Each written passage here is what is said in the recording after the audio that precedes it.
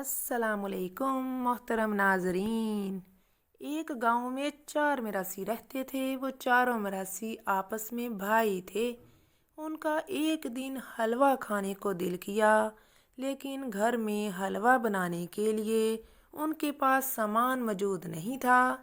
مراسیوں نے کہا کہ ہم نے حلوہ ایسا بنانا ہے کہ سب دیکھتے رہ جائیں، لیکن حلوہ بناتا کون؟ آپس میں جھگڑا کر رہے تھے، تم بناؤ تم بناؤ۔ انہوں نے آپس میں کام بانٹ لیا۔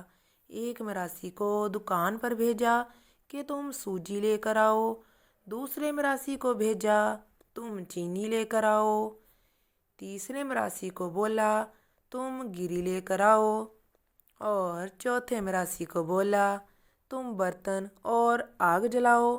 سب مراسی اپنا اپنا سامان لے کر آ گئے۔ اب ایک چیز رہ گئی تھی، وہ تھا آئل۔ مراسی سب چیزیں تو اپنی اپنی لے کر آ گئے، لیکن جو چیز رہ گئی تھی اب یہ لینے کے لیے کوئی نہ جا رہا تھا۔ وہ کہتا تم لے کر آؤ، دوسرا کہتا تم لے کر آؤ۔ سب مراسیوں نے آپس میں فیصلہ کر لیا، ہم سو جاتے ہیں، جو ہم میں سے اوئی کرے گا، پوئی کرے گا، آواز نکالے گا، وہ آئل لے کر آئے گا۔ سب مراسی شرط لگا کر سو گئے۔ ایک دن گزرا، 2 دن گزرے، 3 دن گزرے۔ آخر کار محلے والے پریشان ہو گئے کہ مراسیوں کے گھر سے آواز کیوں نہیں آ رہی۔ محلے والے اکٹھے ہو کر مراسیوں کے گھر چلے گئے۔ محلے والوں نے گھر جا کر ہلایا جلایا، لیکن مراسیوں کی آواز نہیں آئی، نہ اوئی کی تھی نہ پوئی کی تھی۔ محلے والوں نے ڈاکٹر کو بلا لیا۔ ڈاکٹر نے چیک کیا، مراسی سانس بھی نہیں لے رہے تھے، تو ڈاکٹر نے کہا مراسی تو مر چکے ہیں۔ مسجد میں اعلان ہو گیا کہ مراسی مر گئے ہیں، ان کا اتنے بجے نماز جنازہ ہوگا۔ محلے والوں نے سوچا اتنی قبریں کیسے نکالیں گے، ٹائم بھی بہت کم ہے۔ سب محلے والوں نے فیصلہ کیا اتنی قبریں کہاں سے نکالیں گے، ایک ہی قبر میں سب کو دفنا دیتے ہیں۔ محلے والوں نے مراسیوں کو غسل دینا شروع کر دیا۔ سب مراسیوں کو غسل بھی دے دیا اور کفن بھی پہنا دیا، لیکن مراسیوں نے آواز نہیں نکالی، نہ وہ بولے اور نہ ہی سانس لیا، نہ پوئی کی تھی نہ اوئی کی تھی۔ نماز جنازہ قبرستان کی طرف روانہ ہو گیا۔ جنازہ پڑھا دیا گیا، لیکن مراسیوں کی آواز نہیں آئی۔ مراسیوں کو دفنانے لگے تو ایک ہی قبر میں پہلے مراسی کو قبر میں ڈالا، کوئی آواز نہیں آئی۔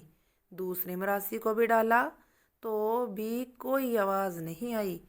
تیسرے مراسی کو بھی قبر میں ڈالا، لیکن پھر بھی کوئی آواز نہیں آئی۔ چوتھے مراسی کا وزن تھوڑا سا زیادہ تھا۔ جب اس مراسی کو قبر میں ڈالا تو پہلے والے مراسی کی آواز آئی، اوئی ماں میں مر گیا۔ اوپر والے تینوں مراسی اٹھے اور بولے سنو، چل اوئی ماں مر گیا کہنے والے آئل لے کر آؤ۔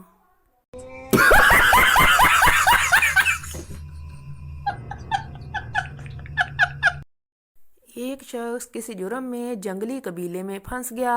قبیلے کے سردار نے اس شخص کو 2 آپشنز دیے، ایک شانگالولو، دوسرا سزائے موت۔ شانگالولو کیا ہے؟ اس شخص نے پوچھا۔ شانگالولو یہ ہے کہ آپ کو برہنہ کیا جائے گا اور قبیلے کا ہر شخص تمہیں 100 چھتر مارے گا۔ اس کو یہ بے عزتی لگی اور اس نے کہا مجھے سزائے موت دے دو۔ سردار نے حکم دیا اس کو موت بذریعہ شانگالولو دی جائے۔ پچھلی حکومتوں نے عوام کو صرف شانگالولو کیا تھا، اور نگران حکومت بذریعہ شانگالولو سزائے موت دے رہی ہے۔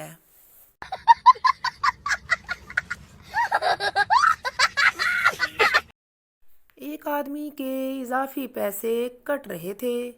وہ موبائل سروس سے تنگ آ کر بالآخر کال سینٹر کا نمبر ڈائل کرتا ہے۔ 20 منٹ بعد اس کی کال وصول ہوتی ہے۔ کال وصول ہوتے ہی بیگم بیچ میں آ جاتی ہے۔ پپو کے ابا، میں نے جو سودا سلف کا کہا تھا وہ لائے کیوں نہیں؟ ادھر سے آپریٹر بولے جا رہا ہے۔ جی سر، فرمائیں، آپ کی کیا شکایت ہے؟ آدمی، میرے روز کے سروس چارجز کٹ رہے ہیں جبکہ میں نے کوئی سروس حاصل نہیں کی۔ آپریٹر، انتظار کریں، چیک کر کے بتاتا ہوں۔